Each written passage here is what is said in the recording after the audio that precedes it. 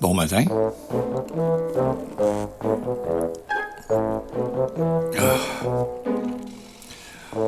On a l'impression de renaître.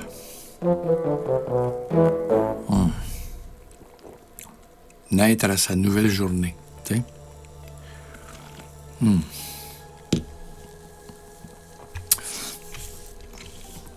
Ce matin, je vais laisser tous les autres commenter les élections en France. Oh! Tout. Je vais vous parler d'un sujet épineux. Tu sais, il y a toujours des sujets épineux comme la peine de mort, l'avortement. C'est drôle, la peine de mort, l'avortement, c'est...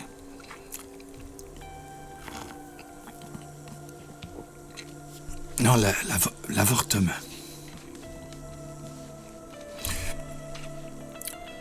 Tu sais, pour faire le moral, hein, juste philosopher un peu alentour de ça. Notre époque, c'est l'époque des possibles. On a rendu plein de choses possibles. Provisoirement ou de façon superficielle. Mais il y a des choses qui sont possibles. Donc, si on recule dans l'histoire, l'invention de la roue, c'est quand même quelque chose. Hein? Avant la roue, il n'y avait pas de... Il n'y avait pas de charrette. Donc, il y a des événements comme ça qui bousculent. Ça bouscule l'évolution.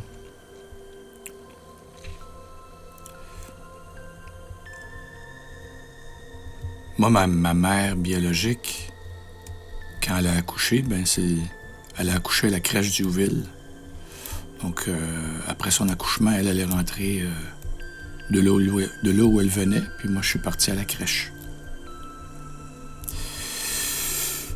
J'imagine que si l'avortement à ce moment-là avait été permis ou possible, je serais pas là.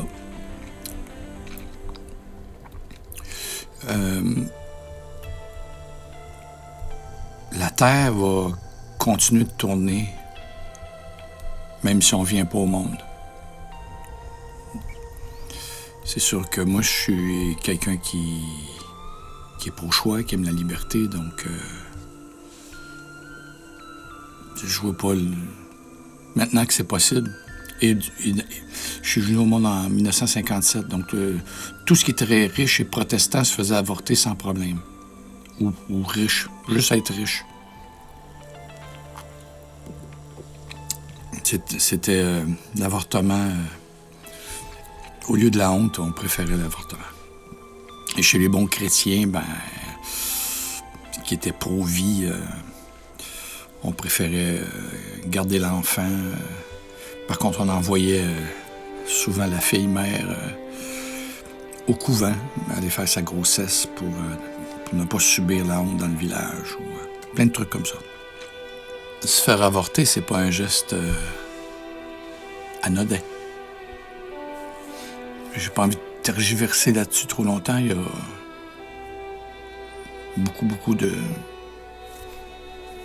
documentation là-dessus et beaucoup de gens se sont penchés sur la question. Il reste qu'il y a quand même une forme de responsabilité, même dans le plaisir.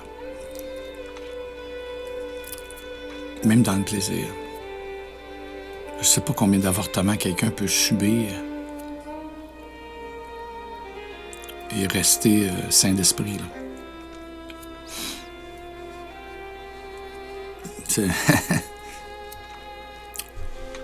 Dans le monde des possibles, j'aurais aimé ça, moi, que notre espèce soit hermaphrodite. J'ai toujours rêvé d'engendrer un enfant, c'est-à-dire de le porter. Je suis pas jaloux. Je suis pas jaloux de la matrice ou envieux, mais j'aurais aimé que ce soit possible, c'est-à-dire à partir de mon être, prendre la décision d'en faire un autre. Donc, dans notre nature, il y a quelque chose qui veut que le chromosome X rencontre le XY, ou je sais pas trop quoi, le X en tout cas. A a besoin de B pour produire C, là, tu sais. Donc, dans le domaine des possibles, ceux qui se sentent femmes, même si vous vous faites opérer, parce que c'est possible de se faire opérer, c'est possible maintenant de prendre des hormones, vous n'aurez pas la matrice. Puis les femmes qui veulent se faire mettre un pénis ou qui veulent devenir hommes, vous n'aurez pas le sperme qui vient avec. Donc, et pourtant, ce phénomène-là de genre, il existe depuis... il existe depuis très longtemps. C'est pas un problème sociétal qui est nouveau. C'est ancien comme le monde. Chez les vieux philosophes, on en parle déjà. Donc voilà, c'est ma position par rapport à l'avortement. Elle me fait toujours un peu sourire. Je suis d'accord à ce que les femmes disposent de leur corps. Les êtres humains disposent de leur corps.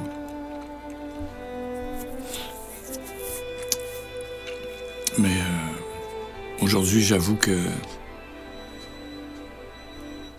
En tout cas, pour moi, je suis heureux qu'elle n'ait pas eu accès à ça. Mais bon, encore là, et si je n'avais pas été là, voilà, ça aurait été autre chose. Mais c'est toujours un peu ambigu de penser à ça, de faire le tour de ça. J'ai pas de morale là-dessus. On fait ce qui est le mieux pour notre condition. Là-dessus, je vais aller renaître à ma journée. Bon matin.